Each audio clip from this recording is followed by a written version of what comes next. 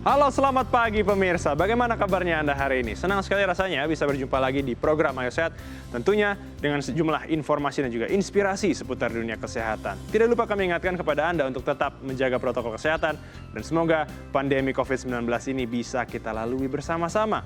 Hari ini, pemirsa, Ayo Sehat akan membahas permasalahan kaki pada anak bersama dokter spesialis ortopedi, konsultan anak Dr. Faisal Miraj. Kita mulai Ayo Sehat bersama saya, Elgin Fridianto.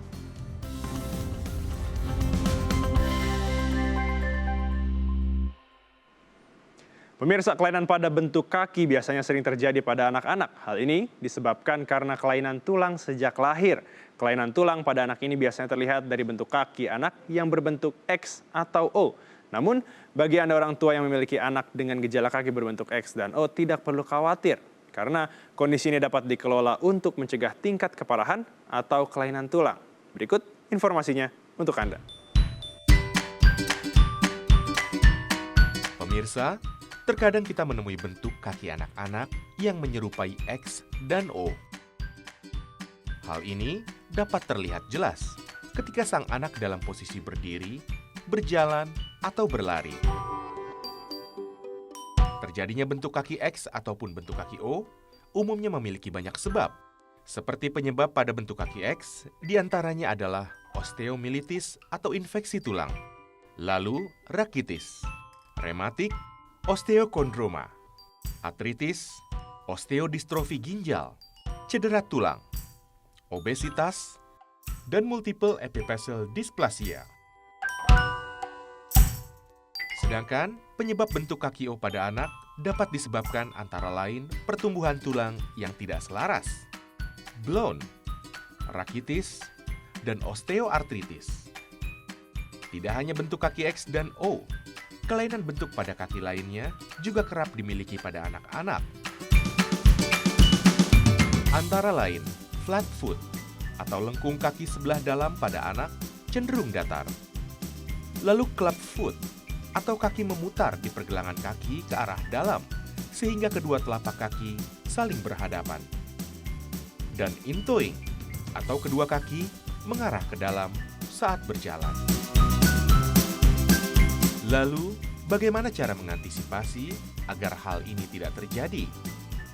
Dan bagaimana cara yang tepat dalam menangani kelainan bentuk kaki pada anak? Temukan jawabannya di Ayo Sehat. Pemirsa, bersama saya sudah hadir dokter spesialis ortopedi konsultan anak Dr. Faisal Miraj. Selamat pagi dokter. Selamat pagi Mas El. Bagaimana kabarnya dok? Alhamdulillah baik. Alhamdulillah baik. Nah, pemirsa perlu menjadi informasi bahwa Dr. Faisal dan juga seluruh kru yang bertugas sudah menjalankan protokol kesehatan yang ketat dan juga sudah melakukan tes terhadap COVID-19. Nah, Dr. Faisal, kita masuk ke tema kita. Sebenarnya apa saja sih yang termasuk kelainan pertumbuhan kaki pada bayi dan anak? Silakan.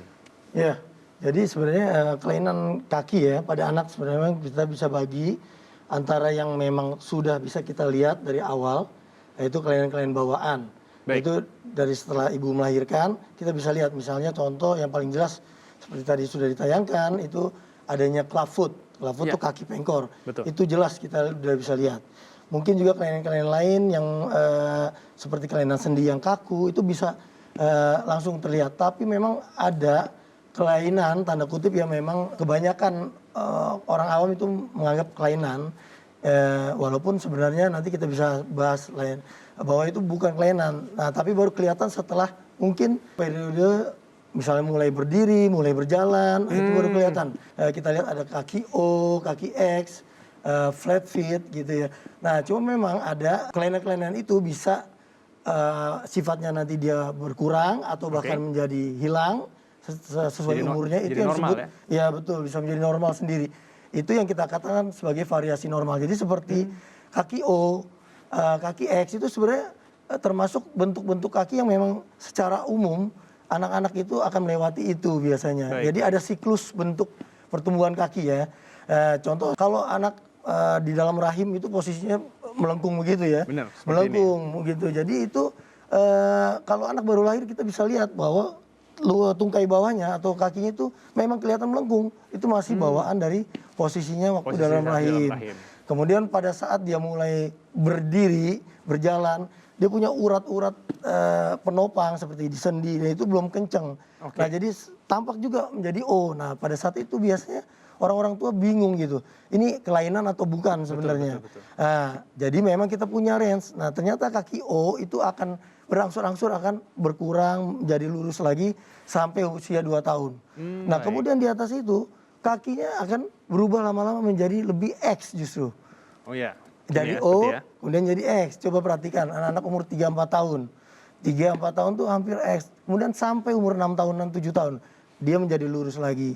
Nah, jadi memang menarik di sini. Betul. Cuma memang ada kelainan-kelainan itu yang berlanjut, yang harusnya sudah hilang, Tapi kok ternyata masih lanjut. atau bahkan bertambah. Itu yang harus kita deteksi Oke, kelainan-kelainan baik, itu. baik. Nah, bicara mengenai kelainan-kelainan kaki ini, Dok, sebenarnya penyebabnya itu apa sih, Dok? Kalau memang yang kita katakan tadi variasi normal, artinya memang yang kita anggap kelainan sebenarnya bukan kelainan, tapi masih dalam range normal.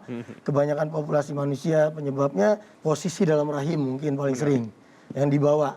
Kemudian karena adanya kelenturan urat-urat seperti contoh tadi kaki O, kemudian juga flat feet. Kalau kita lihat flat feet itu disebabkan karena urat-urat atau penunjang di bawah pelantarannya kakinya itu masih lentur sekali. Jadi pada saat dia menginjakan dibebani dengan berat badannya, dia tidak bisa menopang. Jadi tidak ada lengkungannya atau arch-nya kita bilang, dia makanya dia flat.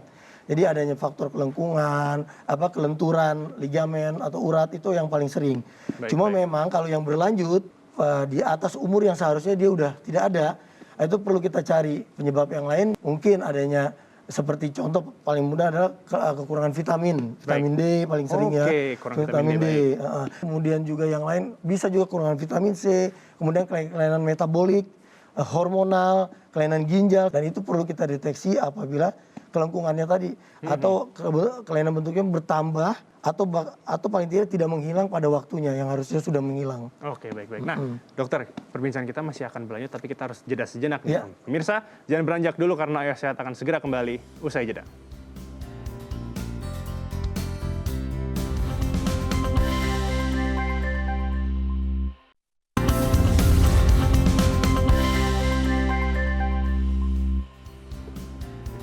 Terima kasih Anda masih menyaksikan program Ayo Sehat, pemirsa. Tidak lupa kami ingatkan kepada Anda untuk bisa memfollow Instagram Ayo Sehat di @ayosehat_kompas.tv dan juga di kanal YouTube Kompas TV. Masih bersama dengan Dr. Faisal. Dok, menyambung pertanyaan sebelum jeda tadi saya sempat bertanya di pertanyaan kedua kalau tidak salah, kalau seandainya anak itu tidak mengalami variasi normal, kira-kira penanganan yang dapat dilakukan pertama kali oleh orang tua itu apa, Dok? Orang tua tuh perlu melakukan observasi ya. Terus apabila dia curiga, kok satu kaki anak saya kok udah menjelang 2 tahun misalnya, kok belum menjadi lurus atau bahkan bertambah kelengkungannya, atau justru kita perhatikan kanan dan kirinya beda, jadi asimetri. Nah, itu perlu memeriksakan diri ke dokter, terutama nanti kita akan walk up kira-kira penyebabnya apa saja. Nah, begitu juga yang seperti kaki X, apabila umur 6-7 kok belum kembali sampai mentok, kalau jalan atau lari itu lututnya letok, mentok. Bergesekan, makanya disebut juga kan knock knee. Itu perlu kita tahu. Jadi paling tidak begitu masa-masanya belum ada kemungkinan dia kok belum normal-normal juga, dia harus datang untuk konsultasi. Paling tidak kita akan mencari faktor-faktor penyebabnya. Dengan kita mengetahui faktor-faktor itu, kita akan bisa menanganinya. Satu, pertama mengatasi dulu penyebabnya. Misalnya seperti kekurangan vitamin D, kita harus cukupi dulu vitamin D-nya. Kemudian mungkin untuk kakinya kita bisa mulai dengan bracing, pemakaian sepatu. Ini masuk ke arah penanganan berarti ya, Dok ya? Baik. Bahkan sampai operasi kalau memang diperlukan untuk koreksi. Gitu. Memang ada patokan-patokan. Nah, itulah perlunya nanti orang tua memeriksakan anaknya ke dokter. Gitu. Tapi kalau tadi bicara soal melakukan operasi, itu kondisi seperti apa, Dok, yang harus dioperasi? Jadi memang seperti contoh misal kaki O. Kaki O ini yang paling banyak kan. Nah, jadi biasanya kita akan mengambil X-ray, pemeriksaan X-ray. Di situ ada parameternya. Apabila misalnya kita kenal ada MD angle kita bilang itu ada patokan di atas 16 derajat kita akan operasi. Itu seperti itu. Walaupun memang fleksibel ya, karena kita kan berbicara dengan orang tua, artinya ada yang siap atau ada yang belum gitu. Nah, nanti variasi operasi pun banyak. Dari mulai yang minimal invasif, hanya misalnya dilakukan guided growth, atau kita melakukan kontrol pertumbuhan, artinya kan kalau kelainan melengkung itu biasanya penyebabnya karena tidak simetrisnya pertumbuhan. Nah, jadi misalnya kaki O itu bagian sisi dalam itu terhambat. Tidak tumbuh, sehingga yang tumbuh hanya yang luar, makanya dia berbentuk O, gitu. Nah, pada penanganan guided growth itu kita bisa hambat pertumbuhan yang sisi luar. Jadi lempeng pertumbuhannya kita hambat dulu dengan alat khusus, sehingga dia bisa diperlambat pertumbuhannya sisi luar atau paling tidak dikurangi, sehingga yang sisi dalam bisa ngejar dulu. Itu jadi biar bareng ya. Sehingga akhirnya menjadi lurus. Itu yang paling simpel. Sampai penanganan yang operasi dengan koreksi dengan memotong tulang sampai lurus itu penanganan yang biasa kita kerjakan. Berarti penanganan untuk sampai dilakukan operasi itu jika sudah kondisinya sudah mulai berat, pemirsa. Nah, dok, sebenarnya kita bicara seandainya adanya telat penanganan atau mungkin telat dibawa ke dokter, kita bisa bilang komplikasi ya jika di kemudian hari. Silakan, dok. Ya, jadi memang justru kebanyakan pasien-pasien kita tuh cukup telat ya datang, yang saya dapat sehari-hari. Nah, memang yang dikhawatirkan komplikasi kalau telat itu adalah terjadinya kerusakan dari sendi-sendinya, terutama sendi lutut pada kasus itu. Karena kan kalau kita tahu beban berat badan itu harusnya dia jatuh secara lurus ya, simetris, dia di tengah, letaknya di sendi kita, sehingga kita anggap itu stabil. Tapi kalau O, otomatis beban akan jatuh di sisi dalam, tengah-tengah, ya. Sehingga bagian sisi dalam sendi itu menjadi daerah tumpuan yang paling berat. Sebelah sini lebih berat dibanding yang luar, sisi luar, karena terjadi kompresi di situ. Nah, makin kelamaan kan itu jadi tekanan tidak imbang ya, tidak simetris antara yang luar, sehingga lebih mudah terjadinya kerusakan sendi di sisi dalam. Yang paling sering adalah nantinya anak itu akan mudah terkena pengapuran sendi. Pengapuran sendi, jadi sendinya rusak, tulang rawannya cepat rusak. Bahkan di umur yang masih muda, dok. Dengan umur yang masih muda, padahal kita tahu bahwa pengapuran itu harusnya terjadi secara alami ya, biasanya umur-umur sudah manula, orang tua itu. Yang lain adalah akan menimbulkan nyeri, kemudian juga gerakan yang terbatas, gaya berjalan yang aneh, dan itu bahkan secara psikologis akan menyebabkan anak itu menjadi minder. Ya, karena kan semakin berat kelainannya. Betul. Dokter Faisal, ini tim Ayo Sehat sudah mengumpulkan atau memilih ya beberapa pertanyaan yang dikumpulkan dari netizen. Nah, yang pertama, balita saya suka jalan jinjit. Apakah itu normal, dok? Perlukah dibawa ke dokter atau rumah sakit untuk diperiksa? Nah, jalan jinjit juga ini sering kita dapatkan. Pada dasarnya anak-anak itu sampai umur 3 tahun itu banyak yang masih suka jalan jinjit. Penyebabnya nggak ada apa-apa. Kalau kita periksa nggak ada apa-apa ya, segala yang berkaitan yang menyebabkan anak-anak itu bisa berjalan jinjit itu nggak ada. Jadi memang alami, sering anak-anak itu mungkin ya karena memang dia masih mempelajari pola jalannya. Karena kita tahu pola jalan itu kan pola yang berkembang sebenarnya. Nah, semakin matang kira-kira umur 2-3 tahun memang. Nah, pada saat itu bisa aja dia melakukan experience apapun, termasuk salah satu jalan jinjit. Nah, tapi yang harus di aware itu kalau jalan jinjitnya itu tidak menghilang. Nah, biasanya kalau anak yang jalan jinjitnya itu masih dalam batas normal, itu pada saat dia relax atau dia diingetin, dia bisa jalan normal. Itu biasanya nggak ada apa-apa. Tapi kalau selalu setiap jalan itu jinjit, bahkan sampai melewati 3 tahun, itu harus kita periksakan. Paling sering adalah penyebabnya karena adanya pemendekan dari urat di belakang bagian betis ya? Bagian ankle itu Achilles, itu paling sering.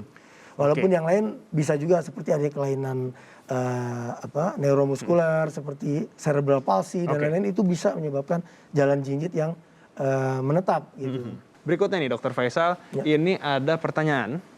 Dia menanyakan, anak saya umurnya 2 tahun, kalau berjalan sering jatuh, apakah ada masalah dengan kakinya? Silakan dokter. Nah, betul. Jadi pola perkembangan berjalan itu memang dia makin lama semakin pandai ibaratnya ya. Betul. Jadi itu biasanya kita capai 2 sampai 3 tahun memang. Sampai 3 tahun lah paling tidak. Jadi memang kalau kita perhatikan kenapa dia bisa jatuh, mungkin perlu diperhatikan bagaimana bentuk kakinya. Satu. Kemudian bagaimana dia punya keseimbangan. Itu perlu memang karena dari hal-hal itu ibu atau orang tua itu akan menjadi curiga. Baik. Oh ini, kemudian dia jadi lebih concern dan akhirnya memeriksakan. Paling sering biasanya bentuk kakinya yang masih memutar ke dalam. Masuk ke dalam seperti ini masuk ya. ke dalam gini. Jadi pada saat dia lari mungkin dia kesandung sendiri. Itu paling sering ya.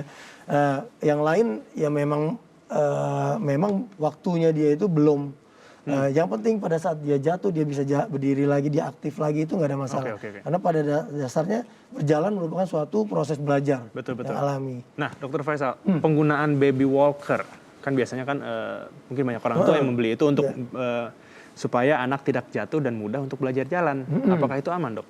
Ya, jadi menarik nih mengenai baby walker ya, karena kita tahu seorang tua tuh punya beberapa motif lah untuk menaruh anaknya di baby walker. Betul. Dari mulai yaitu tadi mempercepat bisa berjalan, memperkuat otot-otot kakinya dan lain-lain sampai melatih keseimbangan. Tapi sebenarnya dari literatur yang ada memang ternyata tidak ada hubungannya tuh dengan kalau kita letakkan anak itu di baby walker menjadi lebih cepat, tidak. Karena memang tadi saya bilang proses berjalan itu sebenarnya sudah ada kita sendiri yang udah dibekali ya oleh pencipta kita, bahwa itu termasuk dari salah satu tonggak-tonggak yang harus kita lewatin. Baik. Sampai anak itu bisa berjalan, dia harus sudah bisa melewati tonggak-tonggak lainnya atau milestone gitu kita bilang. Misalnya dia harus bisa duduk, kemudian merangkak, kemudian dia pelan-pelan berdiri, baru dia mulai melangkah. Itu semuanya harus. Alami alami betul. Dengan baby walker banyak fase-fase itu yang di skip, yang dilewatin. Satu lagi yang saya perlu, bahwa baby walker kadang-kadang berbahaya sekali karena kadang-kadang berbahaya pemirsa. Oke, bisa dijelaskan, Dok? Ya itu, jadi seringnya anak-anak itu yang tadi harusnya dia belum terlalu aktif mobile, dengan walker tiba-tiba dia bisa kesana kemari gitu. Oh iya betul. Iya kan, dia sangat excited. Nah yang berbahaya adalah kalau lingkungannya itu tidak aman, ya misalnya ada perapian, ada benda-benda tajam, ngeri ya, atau ada tangga misalnya, dia bisa jatuh begitu aja. Oke, baik. Sehingga makanya di beberapa negara baby walker sudah dilarang karena banyaknya kunjungan anak-anak di bawah 1 tahun atau sampai 2 tahun itu yang jatuh gara-gara baby walker. Baik. Nah, dokter, perbincangan kita harus kita tahan dulu karena kita harus jeda sejenak. Pemirsa, jangan beranjak dulu karena Ayo Sehat akan segera kembali usai jeda.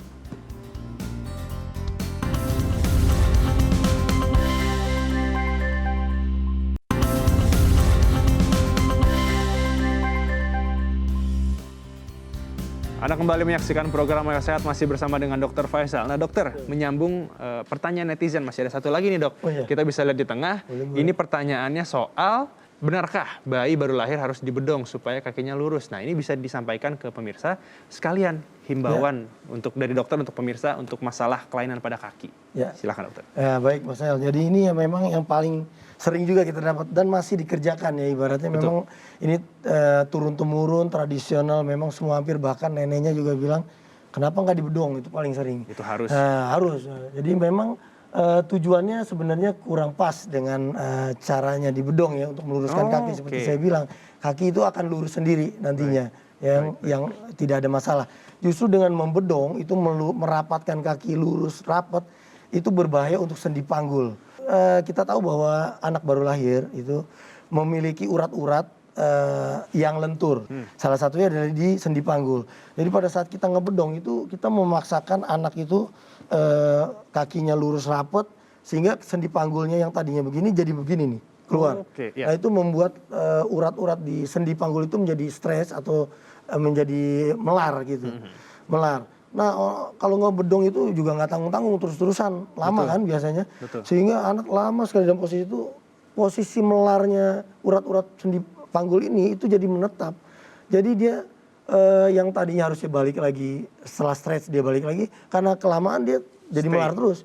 Sehingga lama-lama itu sendi panggul itu di panggul kita itu bisa keluar masuk, Oke. dan lama-lama juga bisa keluar terus sehingga menjadi dislokasi atau keluarnya sendi panggul dari mangkoknya gitu. Oke, Nah itu oke. berbahaya sekali. Jadi banyak yang tidak tahu begitu anak mulai berjalan, ternyata kok anaknya pincang, jalannya aneh seperti bahkan kalau yang dua-dua sisinya itu jalan seperti bebek. Kaget dia. Kenapa pas kita datang ke dokter kemudian di X-ray, oh ternyata sendi panggulnya sudah keluar atau Dan itu gara-gara dislokasi. di bedong ya dok ya? Betul. Baik-baik. Nah dokter mungkin bisa berikan himbauan ya ke pemirsa Ayo Sehat bagaimana sih agar terhindar dari kelainan kaki ini pada anak. Silakan dokter. Ya, baik Mas Al. Jadi memang pada anak-anak itu banyak kondisi-kondisi yang seakan-akan seperti kelainan ya. Oke, itu harus dulu ditangkap.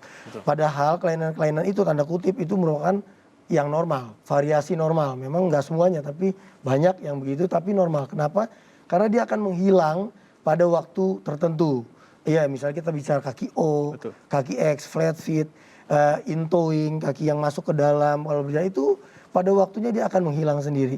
Nah cuma perlu kita lebih aware, lebih concern kalau kelainan-kelainan itu menetap atau sampai kita lihat mungkin pertumbuhannya juga beda kanan kiri asimetri agak terganggu ya, Dok, dan terganggu dan juga mungkin sudah menimbulkan keluhan baik. seperti nyeri, mudah jatuh apa itu perlu kita lebih aware untuk memeriksakan supaya kita bisa melakukan penanganan secara dini gitu. Baik. Oke, Dokter Faisal terima kasih untuk informasinya. Semoga semua informasi yang diberikan oleh Dokter Faisal bisa bermanfaat bagi pemirsa agar terhindar anaknya dari kelainan kaki. Ya. Usai sudah 30 menit, saya dan juga Dokter Faisal menemani Anda di program Ayo Sehat edisi kali ini. Tetap saksikan program Ayo Sehat setiap hari Senin hingga hari Jumat pukul 10.30 waktu Indonesia bagian Barat hanya di Kompas TV, independen, terpercaya. Saya Algin Fredianto bersama dengan Dokter Faisal. Pamit undur diri. Ingat, tetap patuhi protokol kesehatan, menjaga jarak, mencuci tangan, dan juga menggunakan masker. Sampai jumpa.